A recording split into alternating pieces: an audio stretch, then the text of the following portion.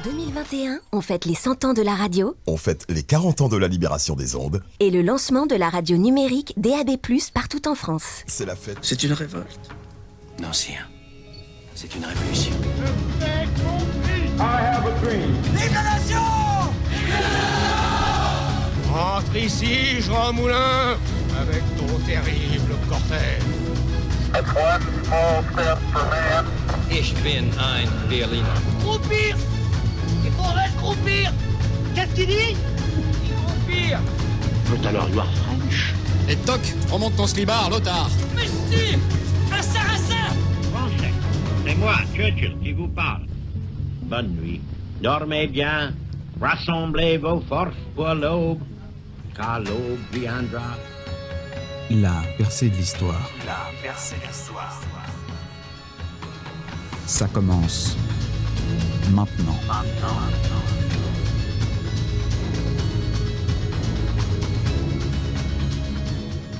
Bonjour à toutes et à tous, c'est Simon Peverelli, bienvenue pour cette émission spéciale de la percée de l'histoire en direct de la Visitation au Mans pour les 72 heures de la radio en Sarthe qui dureront jusqu'au 6 juin dans le cadre de la fête de la radio. C'est un réel plaisir de pouvoir démarrer la deuxième journée de ces 72 heures avec une émission en présentiel en plus.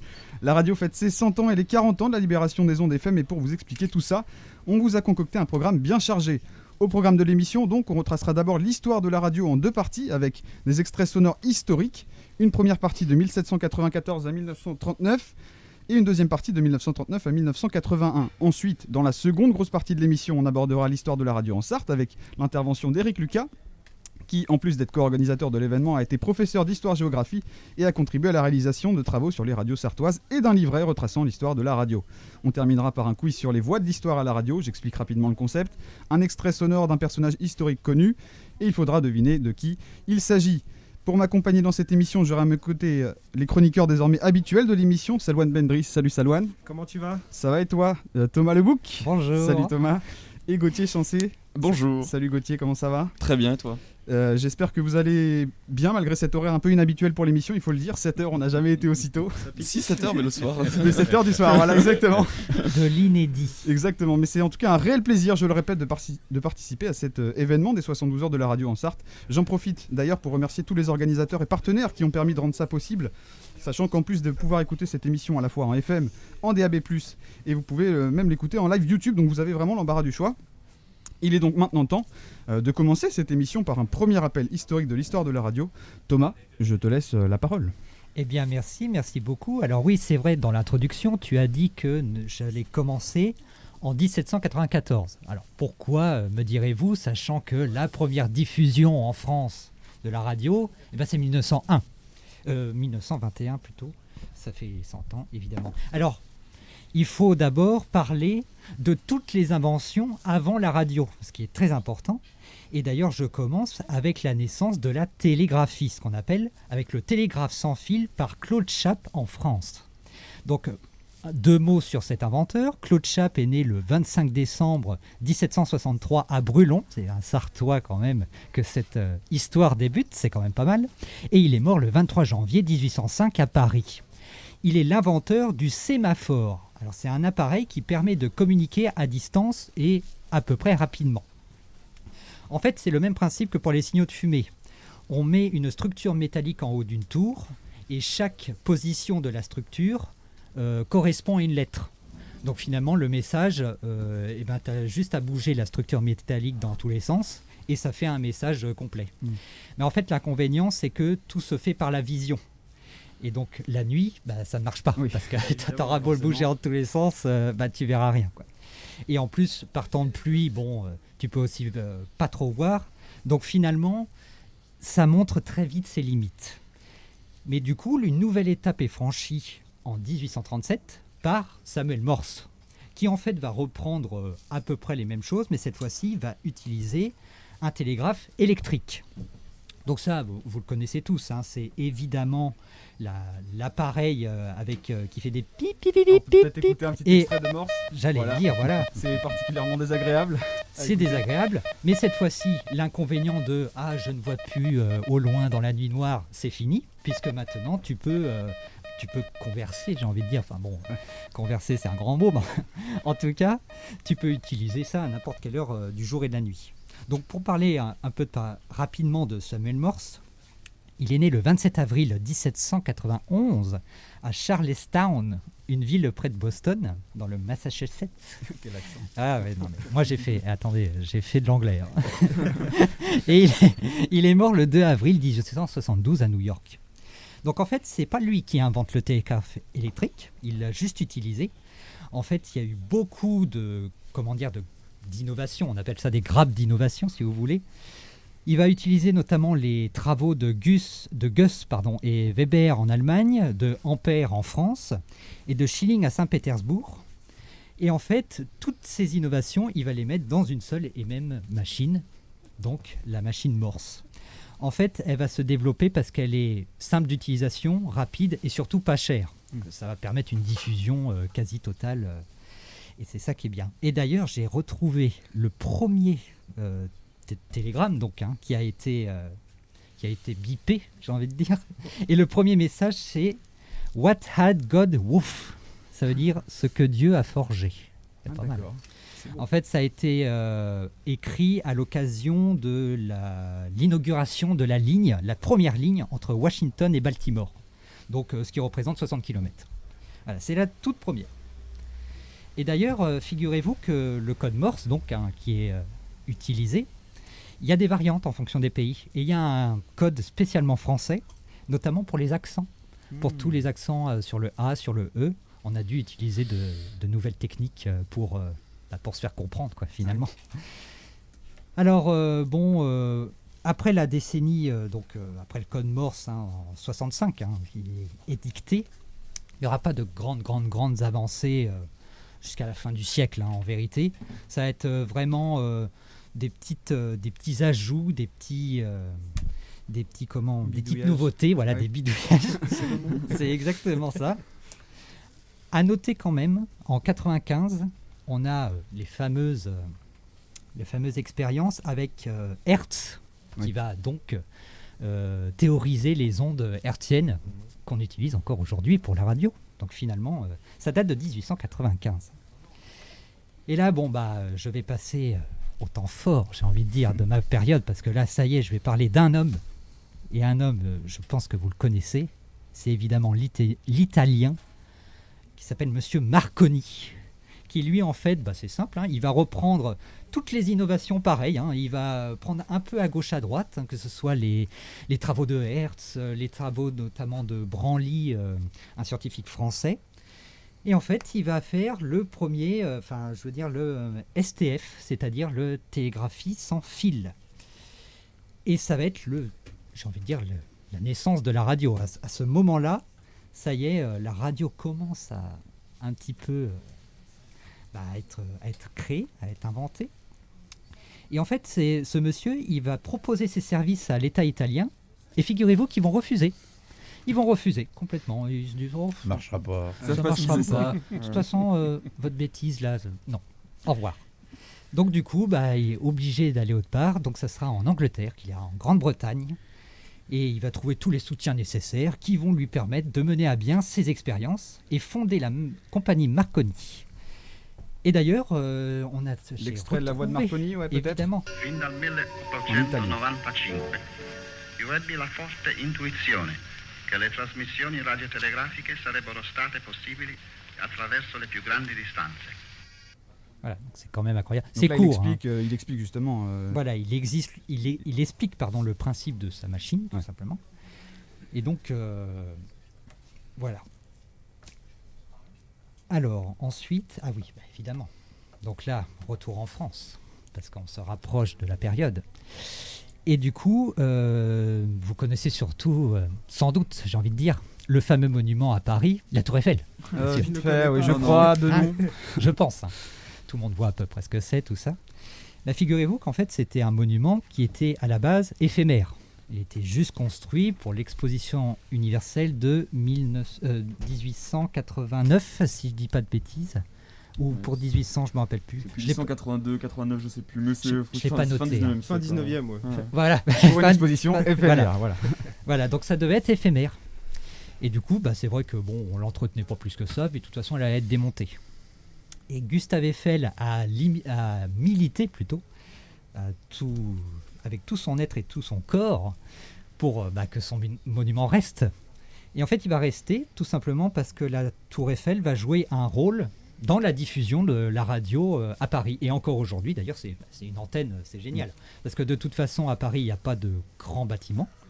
De toute façon, on ne peut pas. Hein. Et ça couvre à peu près, je dirais pas l'entièreté de la capitale, mais enfin presque, quoi. Hein. Parce que quand tu regardes, c'est une antenne parfaite en plein centre-ville. Et qui est, ma foi, assez jolie en plus. Bon. Contrairement à ce qu'on disait de l'époque, parce qu'à l'époque, je crois que elle était vraiment critiquée. Oui, les gens disaient qu'est-ce que c'est que cette mocheté là à cause de sa couleur, à cause de sa structure. C'est parce qu'elle n'avait pas encore l'histoire que peut avoir aujourd'hui, certainement. Alors qu'aujourd'hui, évidemment. Voilà quoi, ça serait dommage de la démonter. Là d'ailleurs il y a une petite aparté, mais ils font des travaux de rénovation là en ce moment. Ils en font très souvent. Je crois qu'ils sont en train de la repeindre. Parce qu'il faut la repeindre, je sais plus combien chaque année, enfin c'est pas chaque année, mais il y a tout un cycle à chaque fois pour repeindre. Parce que et pas toujours de la même couleur. En plus, c'est vrai. Oui. Là c'est couleur ocre cette fois-ci. Parce qu'au début, il me semble qu'elle était rouge et blanche, un truc comme ça, bien voyant. La première version était rouge, si je dis pas de bêtises. C'est possible, mais ce qui est sûr, c'est qu'elle avait rien à voir avec aujourd'hui. Non, alors là, carrément. Donc à cette époque, il faut savoir que c'est surtout l'usage de la radio se limite aux usages militaires et maritimes au début. Parce qu'il va y avoir des lois comme quoi, par exemple, pour les grands paquebots, de plus de 50 ou 100 passagers, je ne me rappelle plus, il y aura l'obligation d'avoir un télégraphe dans le navire. Et la tragédie du Titanic, on se souvient tous, en 1912, a contribué à vraiment l'explosion, j'ai envie de dire, et la normalisation de tous les systèmes de communication. Et aussi les systèmes de SOS aussi qui vont être internationalisés, etc. Enfin, c'est vraiment formidable, quoi. Donc au début du XXe, la radio, c'est un usage militaire et maritime, donc. Et le premier conflit, alors, petite question, attention chez vous, dans quel conflit, je vous donne un indice, en 1905, on a utilisé la radio? En Russie. En russo-japonais, tout à fait. C'est le premier conflit ever où on utilise la radio comme moyen de communication. Et d'ailleurs, ça va aussi ça va pas être trop utilisé en 14-18, mais ça va vraiment, je veux dire... un détail, la victoire de la Marne est due à la radio. À la radio? Oui, on a su l'avancée des forces allemandes grâce à la radio, et c'est pour ça qu'on a mobilisé les fameux taxis de la Marne. Eh ben voilà, voilà. Comme ça, petite anecdote, ça ne fait pas, merci beaucoup. Donc voilà, ça va se développer, et une fois la paix retrouvée, les deux choix vont s'offrir au pouvoir public. Soit établir un monopole de la radio au profit de l'État, c'est le cas d'une majorité de pays, ou bien laisser se développer les radios privées, parce que c'est vrai que les radios privées, il n'y en avait pas plus que ça. Donc en fait, on décide de créer des radios d'État, tout en laissant se développer les radios privées. En fait, on va faire les deux. C'est le début de l'époque radiophonique en France, évidemment. Et donc, la première émission de radio en France, destinée au grand public en général, ça aura lieu le 24 décembre 1921 sur Radio Tour Eiffel. Donc là, c'est il y a eu déjà une première diffusion de musique seulement, en novembre, un mois plus tôt. Et là, c'est vraiment avec des chroniqueurs, enfin je crois qu'il n'y en avait qu'un, enfin il y avait un speaker, quoi. Et donc, voilà, c'est quand même... Radiolo, il s'appelait. Radiolo, exactement. Voilà. Oui, voilà, Radiolo, voilà. En faisant mes recherches hier, j'avais trouvé ce mot-là. Et d'ailleurs, la première femme qui va s'exprimer en tant que speakerine, ça va être vachement fin, ils vont l'appeler Radiolette. Ah, incroyable. Radiolo, Radiolette, voilà. Donc je fais un bond dans le temps, là, en 1938. Et en fait, c'est très important cette date, parce qu'il est inauguré à Bruxelles la première vraie maison de la radio. Ils vont vraiment construire un nouveau bâtiment, juste pour ça. Alors c'est place Flaguet, F-L-A-G-E-Y. Alors je ne sais pas où c'est précisément à Bruxelles. Construite par l'architecte Joseph Dioncre, avec des fonctionnalités spécialement adaptées aux techniques radiophoniques. Elle est aussi à l'époque la plus grande et la plus moderne maison de radio au monde. De toute façon, c'est un tout nouveau bâtiment. Comme ça. Elle abrite 500 personnes avec 5 orchestres et contient des studios conçus pour accueillir un important public, pour lequel ce nouvel édifice est un lieu de spectacle, puisqu'on peut y assister à des concerts et des émissions de théâtre radiodiffusées en fait. Donc tout se fait en même temps, c'est formidable. Les Belges ont été les premiers, il faut le dire, en Europe et dans le monde à faire de façon régulière des concerts radiodiffusés depuis le château de Laeken. Ouais. Oui, parce que la famille royale, notamment Élisabeth de Belgique, la reine, était très friande de chansons. Donc ils ont installé une immense antenne dans le jardin de la maison, enfin du château plutôt. Pour qu'elle ait de la musique chez elle, quoi. C'est quand même un nouveau truc. Oui, ça devait être quand même assez fou pour l'époque. Enfin, ça devait être incroyable. Aujourd'hui, ça paraît évident, mais à l'époque, de voir arriver tout ça, ça devait être forcément... Oui, les premiers messieurs, dames qui enregistrent leur voix. D'ailleurs, j'ai pas noté l'extrait, j'aurais dû. Mais il y a, je crois que c'est Gustave Eiffel qui a en fait interviewé des gens dans la rue parisien et ils les font écouter leur voix. Et le monsieur, dit « je ne savais pas... J'ai un accent parisien. Oui, je ne savais pas que j'avais une voix aussi traînarde. » On ne s'entend pas. C'est assez drôle. Ouais. Ah ouais, c'est génial. Et je terminerai par faire un tour d'horizon des principales radios qu'il y avait en France en 1939. Donc les principales radios d'État à Paris. Donc on a Radio Tour Eiffel, qui émet du 24 décembre au 6 juin 1940. Elle va arrêter à ce moment-là. Il y aura Radio Paris, elle a été créée privée, mais elle sera ensuite nationalisée finalement, sous le nom de Radiola au début, par la Société française radioélectrique, SFR. Bon, rien à voir avec la compagnie. Société française de radiodiffusion. Voilà, tout simplement. Et elle est nationalisée le 17 décembre 1933. On a aussi... Radio PTT qui émet du 20 janvier 1923 à juin 40, Paris Mondial qui émet du 30 avril 31 au 17 juin 40, appelée à l'origine postcoloniale, elle émet en une vingtaine de langues et c'est l'ancêtre de l'actuel RFI, figurez-vous, quand même pas mal. Et enfin la dernière, il existe plein des radios privées à Paris, comme ce soit donc Poste Parisien, Radio Cité, à l'origine de Radio LL, Poste d'Île-de-France, qui était à l'origine Radio Vitus ou Radio 37. Merci beaucoup Thomas, et peut-être on peut s'écouter, parce que je ne sais plus si tu l'as dit, mais la toute première émission en 1906 qui a été enregistrée de Réginald Fessenden, et qui donc diffuse à la fois sa voix et une musique dans la même émission, et c'est assez inédit, enfin en tout cas peut-être vous ne l'avez pas entendu, donc c'est le moment. C'est Réginald Fessenden pour la toute première émission en 1906. Good evening.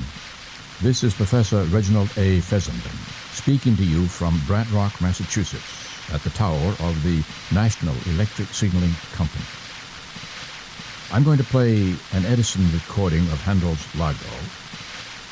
Next, I will play O Holy Night on the violin, followed by a short passage from the Bible.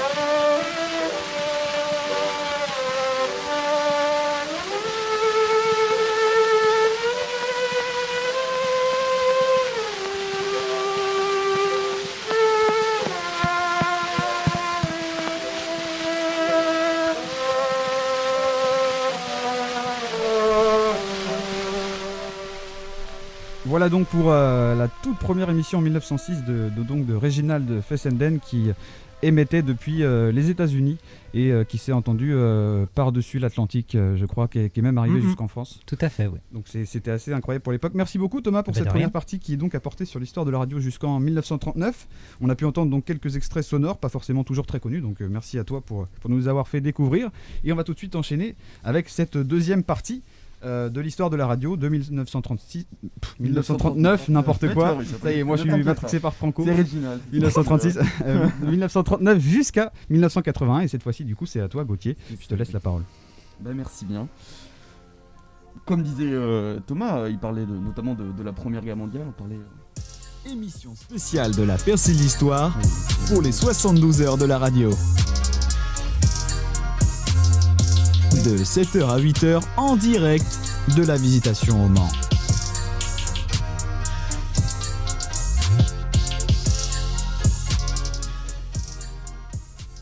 Et comme disait Thomas, tout simplement au départ, qui parlait notamment de la Première Guerre mondiale et de sa diffusion, de son utilité, avec les médias disponibles du début du XXe siècle, la radio, pour la Seconde Guerre mondiale, c'est un peu la même chose. Elle sert de propagande à partir de 1939, mais c'est aussi un moyen pour faire passer différents messages.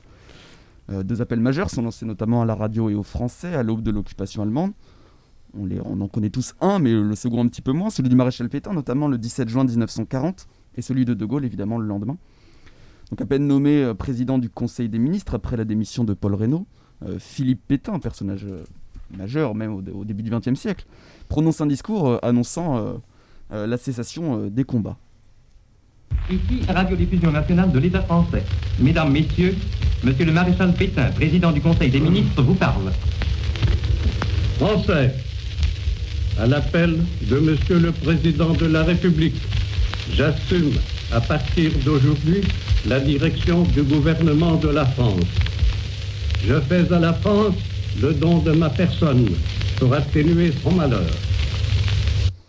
Alors il y a un deuxième discours évidemment qu'on a parlé, le général de Gaulle, en 1940. En 1940, bon, il n'est pas extrêmement connu de Gaulle, c'est un personnage gouvernemental, mais bon voilà, il n'est pas autant connu que dans les années 70. Il est seulement sous-secrétaire d'État à la guerre et à la défense nationale, mais il décide de prendre l'avion et puis il traverse la Manche, il obtient l'autorisation de parler à la BBC grâce à Winston Churchill, qui est un personnage assez majeur outre-Manche. Il diffuse un discours de résistance que l'on connaît désormais tous, ce qui n'était pas vraiment le cas à l'époque.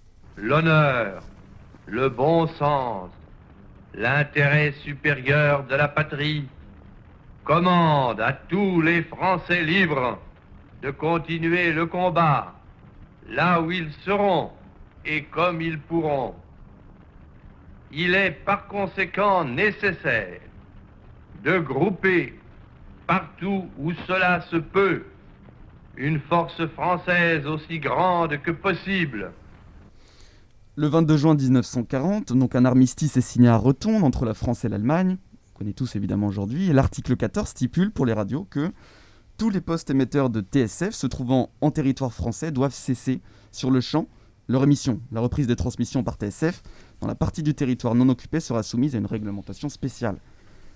4 ans plus tard, c'est un petit peu différent. Après la célèbre guerre des ondes et à l'aube d'un débarquement allié, synonyme de libération. Pour l'occasion, ce sont les mots de Verlaine qui résonnent sur les postes TSF en provenance de Radio Londres. L'objectif était simplement un petit peu de tromper l'ennemi et de faire comprendre aux Français que voilà, il allait avoir une petite aide alliée. Les Français parlent aux Français. Veuillez écouter tout d'abord quelques messages personnels. Les sanglots longs des violons de l'automne. Je répète, les sanglots longs des violons de l'automne blessent mon cœur d'une langueur monotone. Je répète, blessent mon cœur d'une langueur monotone. Moi personnellement, je trouve ça plutôt dingue aujourd'hui d'entendre ça. J'imagine même pas à l'époque, en 44, ça devait être, ça devait être incroyable. J'imagine bien celui qui comprend pas du tout le truc. Je pense que les Allemands, ils ont dû se dire bon, déjà les Allemands, il y a quelque chose qui va pas. Qu'est-ce qu'ils nous racontent là et même certains Français qui ont dû peut-être pas comprendre. Oui, donc clairement. Mais pourquoi Verlaine, bon, est-ce que c'était extrêmement connu à l'époque? C'est connu aujourd'hui, mais est-ce que ça va encore l'histoire qu'a pu avoir? Bon, c'est fin 19e, début 20e. C'était juste connu dans la Résistance. Ouais, voilà, je pense aussi. Ce message-là.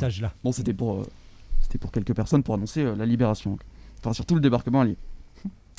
En sortie de guerre, le 23 mars 1945, une ordonnance est décrétée. La nationalisation des radios prend forme, comme disait Thomas auparavant. Outre-Atlantique, pour la première fois, une station en FM est mise en place, et c'est à Nashville. C'est l'ère du nouveau et du renouveau. Le transistor est créé en 1947, les premiers postes transportables apparaissent en 1954, tandis que l'autoradio est lancée seulement 6 ans plus tard, en 1960. L'autoradio est considéré comme un changement majeur. C'est aujourd'hui la majorité des gens écoutent la radio dans leur voiture, dans leur travail, le matin par exemple. Ce n'était pas vraiment le cas avant 1960. Mais elle devient un élément majeur également dans les maisons. Près de 9 foyers sur 10 possèdent une radio en 1953. L'hiver suivant, l'abbé Pierre lance un appel à Radio Luxembourg, qui est en fait l'ex-RTL, je me suis perdu, en faveur des sans-abri, tandis que Emmaüs ouvre pour la première fois un centre fraternel. Mes amis, au secours, Une femme vient de mourir gelée cette nuit à 3 heures sur le trottoir du boulevard Sébastopol, serrant sur elle le papier par lequel, avant-hier, on l'avait expulsée.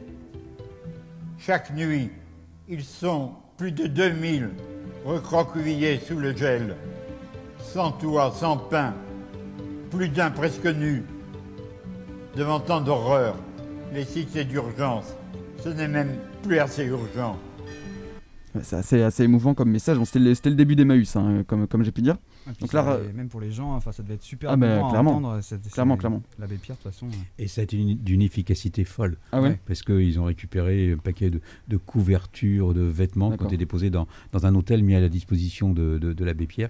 Et c'est la radio qui a effectivement amené tout ça. Quoi.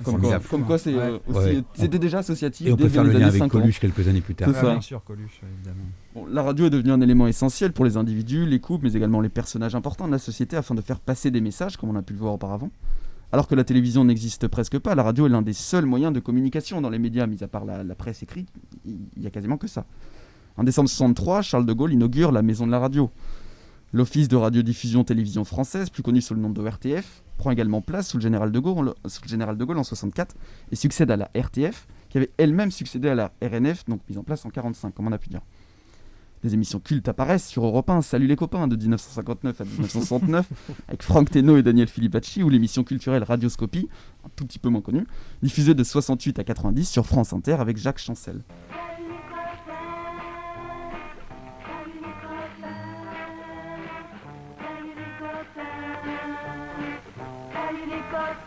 Une émission de Daniel Filipacchi. Bonjour à vous tous, vous vous souvenez qu'hier, pour terminer le programme, on avait eu des petits ennuis avec ces disques de Richard. J'avais promis qu'on l'écouterait, eh bien, au début de l'émission. Vous venez de l'entendre intégralement, c'est une très jolie chanson qui s'appelle « Il te faudra chercher », une chanson qui est d'ailleurs actuellement numéro 10 au hit parade de Salut les copains. Bon, c'est un petit peu différent d'aujourd'hui, hein. C'est un peu, dirait-on en langage vulgaire, un peu à la Wall Again, quoi. Ouais, c'était clairement ça avait l'air peu préparé. Et puis le début du générique, j'ai coupé parce que ça dure très longtemps et c'est très long, vraiment. C'est spécial, quoi. Ouais. Mais c'est intéressant. Là, c'est drôle parce que c'est une émission qui est extrêmement connue aujourd'hui. Enfin, Salut les copains, on se dit c'est une des plus grandes émissions. C'est une vraie révolution. À l'époque, clairement, je pense que dans les années. Ce sont les jeunes qui s'emparent de leur propre poste de radio. Il faut imaginer pour vous, votre génération, que Salut les copains et le transistor, c'est la même importance que l'utilisation du téléphone que vous pouvez avoir aujourd'hui. C'était une révolution. Ça devait être dingue. Europe 1 a révolutionné la radio. Ah oui, j'imagine. Hein. Donc en mai 68, on connaît tous les événements, RTL et Europe 1 sont aux avant-postes afin de diffuser l'information durant les manifestations et les grèves. Le pouvoir dénonce un certain pris parti des radios en faveur de ces derniers. Le président de Gaulle finit par s'exprimer le 30 mai 1968 pour dissoudre l'Assemblée nationale et mettre un terme aux agitations. Françaises, Français, étant le détenteur de la légitimité nationale et républicaine, j'ai envisagé depuis 24 heures toutes les éventualités, sans exception, qui me permettraient de la maintenir. J'ai pris mes résolutions. Dans les circonstances présentes, je ne me retirerai pas. J'ai un mandat du peuple, je le remplirai. Je ne changerai pas le Premier ministre. Bon, on connaît un petit peu le personnage, hein, voilà. Ouais, on va pas refaire le général de Gaulle, bon, voilà. Mais c'est pas oui, non mais peut-être. Oui, voilà, c'est pas bon. Sur ses positions, tu te tais. Je vous ai compris, non, c'est... On y va. Au-delà de mai 68, l'ORTF est longuement critiqué dans les années 60 et au début des années 70 pour son autonomie, jugée comme trop dirigée par le gouvernement français. Elle est finalement démantelée en 74 et c'est à ce moment que des organismes indépendants sont mis en place afin de prendre leur envol. On pense notamment à Radio France ou l'INA, qui est partenaire des 72 heures. Il s'agit également de la date de séparation entre la radio et la télévision, ce qui marque certainement un moment très important. La fin des années 1960 marque aussi le début des radios libres en France, car s'il faut attendre 1981 pour que les radios locales soient autorisées, certaines émettent déjà.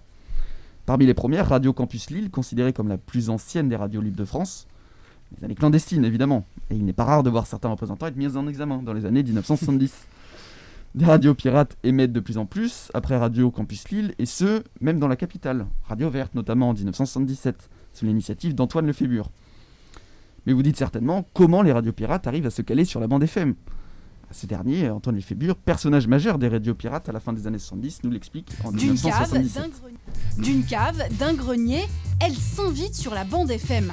Le mode d'emploi n'est pas compliqué, le voici expliqué par l'un des pionniers des radios pirates, Antoine Lefébure. La solution la plus simple consiste à acheter dans le commerce un émetteur modulation de fréquence auquel on rajoute un ampli qui vous permet de couvrir tout Paris en émission sans aucun problème.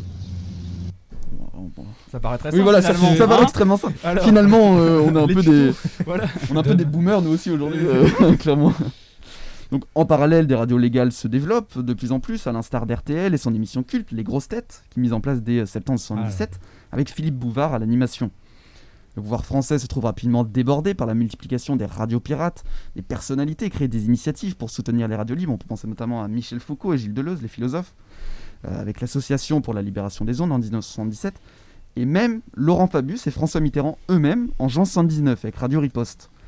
La police finit par entrer dans les locaux de ces derniers, mais il est déjà trop tard, quoi. La première radio pirate politique a émis sur la bande FM. L'élection de Mitterrand en 1981 sonne le glas des radios clandestines et les radios associatives sont autorisées, mettant fin au monopole d'État de la radiodiffusion. Merci beaucoup Gauthier, et là encore c'était super intéressant, c'est encore aussi très impressionnant d'entendre toutes ces voix de personnages qui ont pour certains marqué l'histoire, en bien ou en mal évidemment, mais c'est très intéressant en tout cas. Je vois pas de quoi tu parles. Voilà, évidemment, mais voilà, c'est très intéressant, merci à vous deux. On va marquer une très courte pause musicale avec un titre bien particulier qui parle aussi de radio puisqu'il s'agit de vidéo.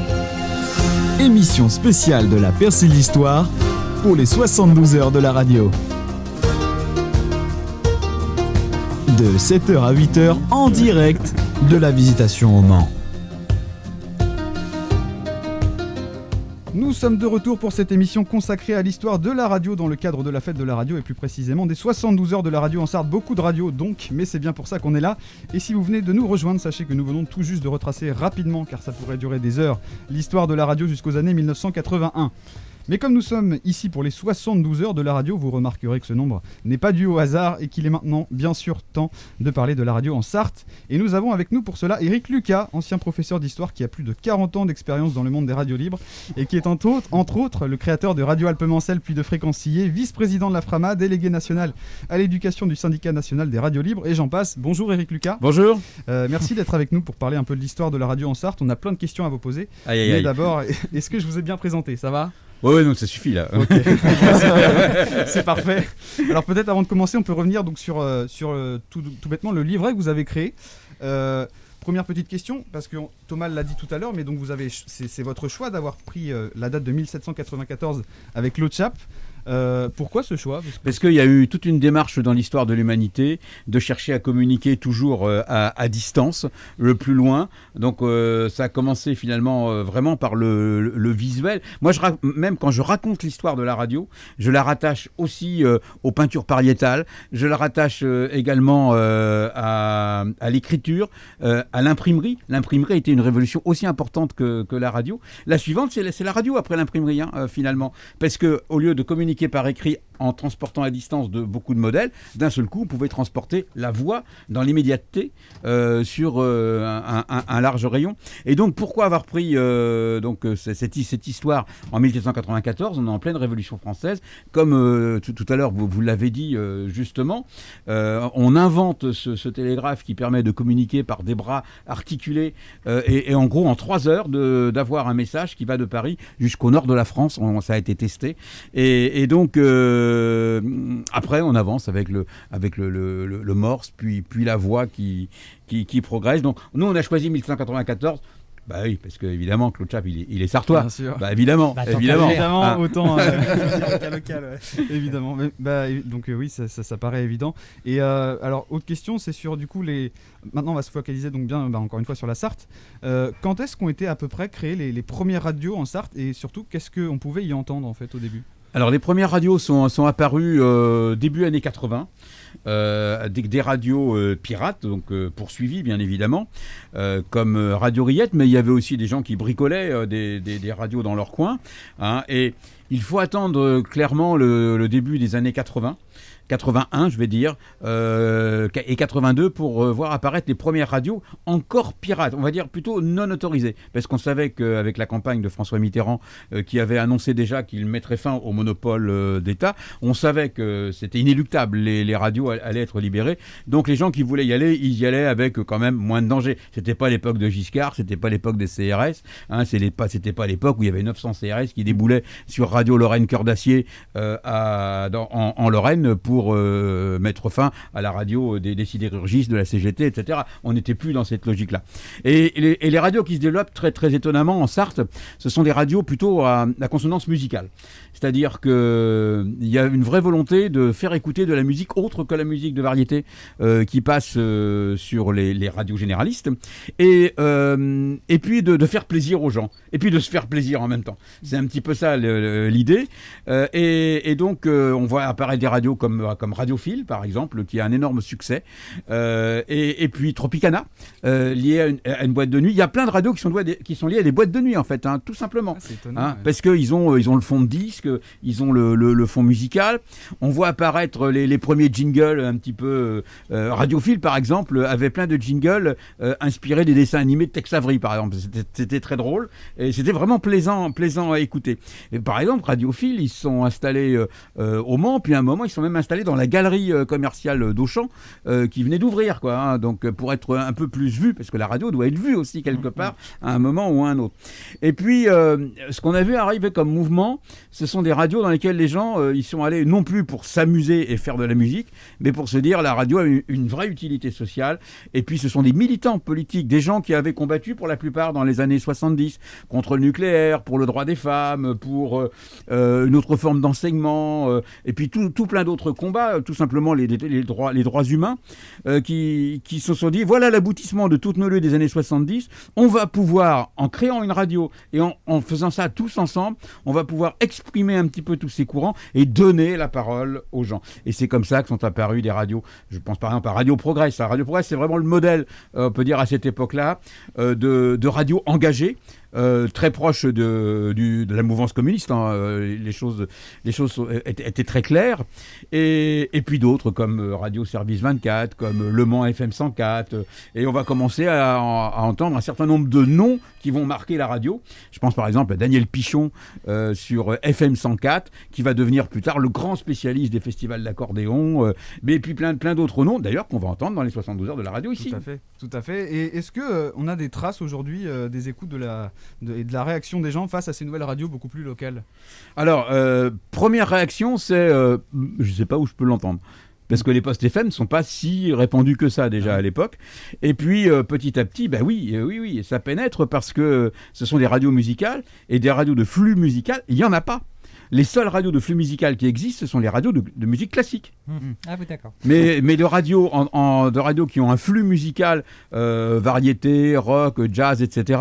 Ou alors un peu dans l'esprit de ce qu'était Radio Caroline, le bateau donc qui était entre l'Angleterre et le continent dans les années 60. Et ben ça n'existe pas trop. Donc c'est vraiment un nouveau courant. Donc oui, les gens ont écouté ça parce que moi je me souviens, pour être clair, hein, moi j'avais un mur à maçonner derrière chez moi, je mettais Radiophile et j'écoutais Radiophile pendant que je maçonnais mon mur. Je ne savais pas encore qu'un jour j'allais faire de la radio aussi. Ouais, c'est comme quoi. Et sur le Mans, parce que là on est au Mans, où est-ce qu'il était le premier, je sais pas si vous savez, le premier studio au Mans, où est-ce qu'il était ? Historiquement, Radio Rillette à Lonne. D'accord. Qui est l'ancêtre de Radio Alpa. Ok, oui, votre radio. Tout à fait. Radio Rillette, dédicace, c'est chez nous. Voilà. Vous êtes plus ancien que moi. C'est ça. Et vous avez donc réalisé donc ce livret, et vous avez aussi, je crois, participé à l'élaboration un petit peu de reportages, enfin avec l'INA, sur des reportages un petit peu plus locaux, etc. Est-ce que vous pouvez nous parler un peu de ce travail, comment ça s'est passé, etc. Alors, ce qui s'est passé, c'est que les radios ont quand même été un élément de surprise. Et les autres médias s'y sont intéressés. La presse écrite, dès le début, s'y est intéressée. Tous les journaux se sont dit, voilà un concurrent. À chaque fois, on a l'impression que le nouveau média va tuer le précédent. Et donc, la presse a eu très peur. Et ils se sont dit, la meilleure façon de contrôler le truc, c'est de s'en emparer. Et c'est pour ça que le Maine Libre eh ben, ils sont partis sur Radio Belle. Ouest France a soutenu Ouest FM. Les noms d'ailleurs ne sortent pas par hasard. Et ils ont essayé finalement de faire passer leur radio, voir leur réseau. La question, c'était les documents. Donc la presse écrite s'y est intéressée. Et la télévision s'y est intéressée aussi. Et alors, si vous écoutez le début des films, c'est-à-dire la façon dont la télévision parlait des radios libres en 82, 83, 84, en gros, bah oui, ils étaient en vacances, ou le son, il est ce qu'il est. Il n'y a pas beaucoup d'argent. Enfin, il y a une espèce de mépris pour les gens des radios.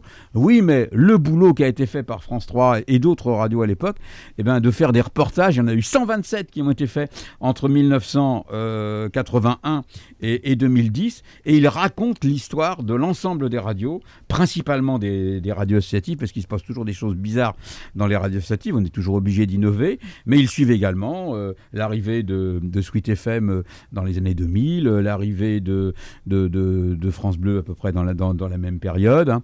Et puis à savoir que parmi les radios associatives du départ, on va dire entre 83 et 84, il n'en reste plus que 3 aujourd'hui. Il reste Radio Alpa, Radio Alpemancel et Radio Prévert. Ce sont les seuls qui restent de cette époque-là. Les autres, parmi les radios associatives, sont nés plus tard, en 91 principalement, et se sont maintenus. Et donc le département de la Sarthe va être un département très spécial. Historiquement, un détail non négligeable. Lorsque le service public a compris qu'il y avait un besoin de territoire et d'expression locale, il s'est dit, on va créer aussi nos radios locales. Et c'est pour ça que 79-80 se met en place un plan national pour expérimenter sur 3 territoires. Sur le Nord, sur Melun et sur la Mayenne. Sur le Nord, ça marche moyennement. Sur Melun, ça marche pas. Sur Mayenne, c'est un carton. Les gens s'identifient immédiatement avec Radio Mayenne, qu'on appelait Radio Mayenne à l'époque, et pas France Bleu Mayenne. Pour eux, c'est ça. Il y a Hamelin qui est dessus, donc qui est quelqu'un qui est super connu, qui a du talent en matière de radio, Daniel Hamelin. Et le succès est phénoménal. Conséquence. Aucune radio associative ne va réussir à se développer pendant une 30aine d'années sur ce département, parce que pour les Mayennais, la radio locale, c'est Radio Mayenne. Et c'est encore valable. Mais il n'y a pas de radio du genre de Radio Mayenne en Sarthe. Et les radios associatives occupent le terrain et s'installent aussi bien au Mans que dans des communes moyennes, comme Fresnay, comme Sillé, comme Château-du-Loir, Bouloir, etc. Donc il faut aller chercher le paysage radiophonique tel qu'il est aujourd'hui, en regardant un petit peu cette époque où finalement on a comblé de façon plutôt efficace un trou qui existait. Mais par rapport aux gens qui ont fait de la radio à cette époque, ce qui est intéressant, c'est de voir que ceux qui ont débuté là, pour beaucoup, ils ont fait une carrière dans la radio, en France, à l'étranger, dans les radios ici, par exemple ce soir, demain soir dans l'émission spéciale Ouest FM, on aura David Glaser qui est aujourd'hui un des responsables de la RTS en Suisse, quoi. Voilà. Hein, et puis plein d'autres comme ça. Il y a Elgos qu'on va entendre, qui est aujourd'hui directeur de l'information politique sur France Inter, et qui a commencé à 12 ans à Radio Prévert à Pont-Valin, quoi. Voilà. Qu'on va entendre dans les 72 voix de la absolument, radio. Absolument. Exactement. Et pour les reportages, ils sont disponibles sur le site sarteradio.fr. Alors, quand on a vu que nous, il y avait 127 reportages, j'ai dit comment on va faire ? Il y avait 4 heures de film. Ouais. Et là, on s'est dit, on les sélectionne. Mais on s'est dit, si on sélectionne, il y a des radios qui vont pas y retrouver leur compte. Et puis, on avait une démarche d'historien. C'est-à-dire, on s'est dit, non, faut qu'on les. C'est 0 ou tous. Oui. Donc, on les a tous gardés. Et en les gardant tous, ainsi, on a fait la première anthologie en France, territoriale, sur l'histoire de la radio. C'est-à-dire qu'aujourd'hui, ce document est un document de référence par rapport aux Sartois sur leur propre histoire radiophonique, mais partout en France, s'ils veulent savoir comment le monde de la radio a évolué, c'est sur l'exemple de la Sarthe qu'ils vont pouvoir travailler, parce que c'est quand même compliqué, et ça coûte cher, il faut dire, malgré le partenariat de l'INA, et qu'on remercie vraiment pour leur boulot, de fabriquer ce type de film. Donc voilà, la Sarthe, première en France à faire cette anthologie complète de l'histoire de la radio. Et ces reportages sont d'ailleurs, j'en ai regardé un petit peu, c'est vraiment extrêmement intéressant de voir les points de vue, etc. des gens qui écoutent à l'époque. C'est historiquement très intéressant. Donc, et on voit qu'on change. Exactement. On ne dira pas pour qui. Voilà, donc en tout cas, c'est disponible sur sarteradio.fr. Je vois que le temps passe, donc merci beaucoup, Eric Lucas. On va finir avec le quiz que Salouane nous a préparé. On va s'amuser un petit peu. Voilà. Un petit moment détente après. Un petit moment détente. Salouane, écoute, c'est à toi. C'est maintenant. Il y a pas je croyais qu'il y avait une virgule, non, c'est... En avant. Donc oui, le quiz. Donc on en a appris pas mal sur l'histoire de la radio, etc. Et on va commencer tout de suite avec le premier extrait. Alors peut-être on explique très rapidement parce que vous pouvez jouer chez vous, si vous oui, avez envie de jouer, n'hésitez pas, vous amuser, n'hésitez pas. Le concept est simple, c'est pas moi, mais un extrait va être entendu et après il suffit juste de me dire qui c'est et si vous pouvez l'époque à peu près. D'accord. Ok. N'hésitez pas. Je peux jouer? Oui, bien sûr. Tout le monde peut jouer, c'est parti. L'Occident est dû à plusieurs causes convergentes. Le terrain de Guatemala est un terrain relativement beau, mais dont la pente est assez prononcée. Ce jour-là, le vent nous contraignit à l'attaquer dans le sens de la montée. Ceci n'eût pas suffi à provoquer un accident, car nous avions atteint en fin de course au sol une vitesse suffisante pour un décollage à charge moyenne comme le nôtre. Voilà, ça commence fort. Petit extrait, c'est une star locale. Oh. C'est une star locale. Bah mince. Alors attends. Écrivain. Saint-Ex. Ouais. Antoine de Saint-Exupéry. Ah bah oui, les avions. En fait, j'avais jamais entendu sa voix. C'est un extrait qui a été diffusé à la radio en 1938. D'accord. Ah oui, quand même. Voilà, donc oui, je l'ai pas dit tout à l'heure, mais c'est que des grands personnages de l'histoire, des personnages assez facilement reconnaissables. Deuxième extrait. C'est un mec qui est dans une rivière et qui Help Help. Et un mec qui passe, il dit au lieu d'apprendre l'anglais, il veut mieux l'apprendre à nager, lui.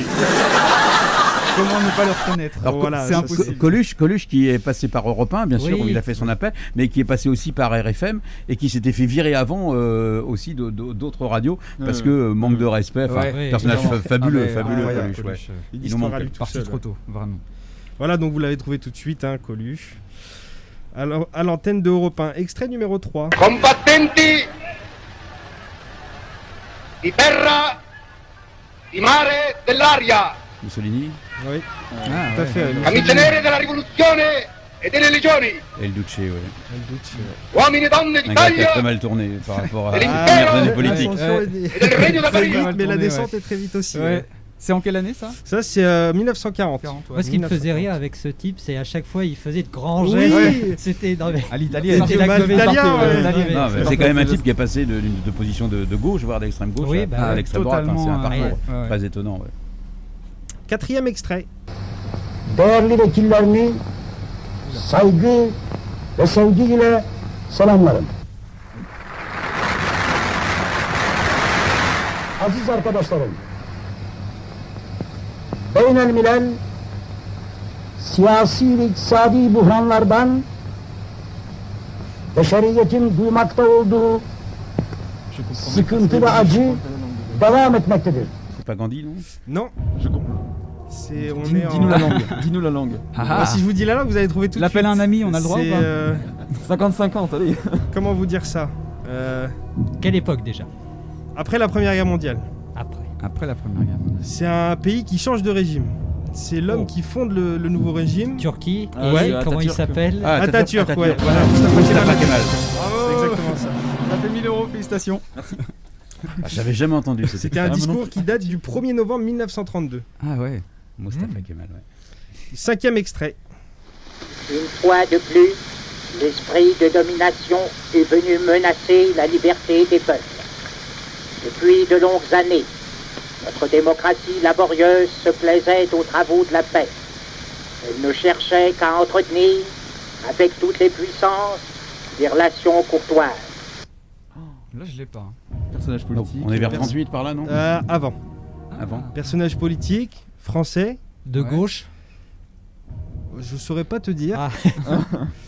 Dans les années combien? Député. Plus, au-dessus. Oh, ministre. Au-dessus. Ah, c'est le Président. Président. On est sur un président de la République. Quelle époque? Poincaré. Poincaré. Ah, c'est Poincaré. Raymond Poincaré, ouais. C'est un discours qui date du 14 juillet 1915. Oh là là, C'est des voix qu'on entend quasiment. Quel document, oui. 14 juillet 1915. Il a une voix très. Il a une voix étonnante. Ouais, c'était assez étonnant de l'entendre pour la première fois. C'est une voix bien ronde pour Raymond Poincaré. Non, je suis désolé. Pas mal. Je suis désolé. Ce sera coupé au montage. Le bruitage. C'est une émission d'histoire sérieuse normalement. Non, pas du tout, au contraire. Extrait numéro 6. Ça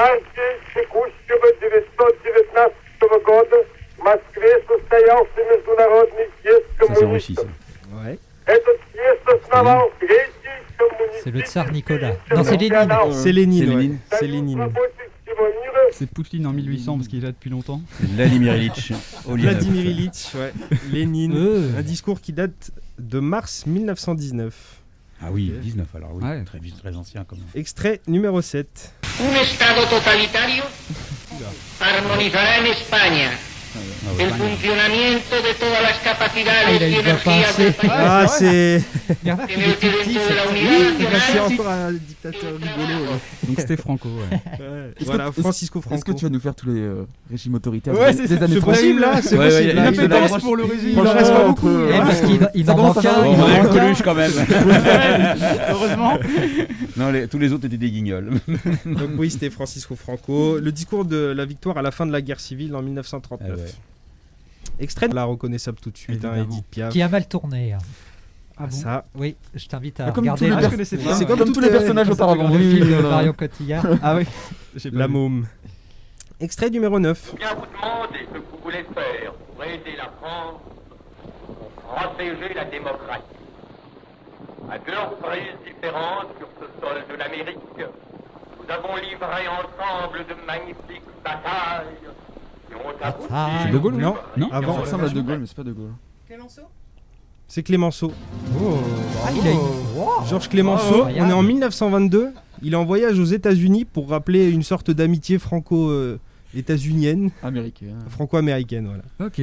Georges Clémenceau. Bah en tout cas, merci beaucoup Salwan, il est déjà à l'heure, mais merci beaucoup de ces extraits, ma foi, fort intéressants. Ouais, carrément. Pour certains, que j'avais jamais entendus, et je pense peut-être quasiment non plus. tous même. Ouais. Donc bah voilà, merci à vous tous, restez bien à l'écoute car la fête continue avec les interviews des 72 voix de la radio que vous pourrez entendre juste après avec notamment Jocelyn Abel, les archives départementales et la visitation et j'en passe. Et puis juste après, rendez-vous à 11h pour l'émission sur le DAB+, animée par Jean-Yves Breteau et Wilfried Tocqueville, suivi de l'émission de Derrière le poste, animée par Ludovic Marie. Merci encore à vous, merci à Teddy aussi, à la technique évidemment. Merci. Et à Jean-Luc bien sûr. Et merci. À tous les partenaires qui ont permis de rendre ça possible. Merci la caravane. Vous tous, chers auditeurs. Merci le bus, merci la visitation. Merci, bravo à vous. Merci avec Lucas, merci Salwan, merci Thomas et merci Gauthier. Merci à vous tous, chers auditeurs, et n'oubliez pas, la fête continue. En 2021, on fête les 100 ans de la radio, les 40 ans de la libération des ondes et le lancement de la radio numérique DAB+, en France. Toutes vos radios s'unissent pour célébrer le média préféré des Français du 31 mai au 6 juin prochain. Émissions spéciales, ateliers, concerts, live stream, journées portes ouvertes. Découvrez tous les événements proches de chez vous sur le site fêtedelaradio.com et sur les réseaux sociaux.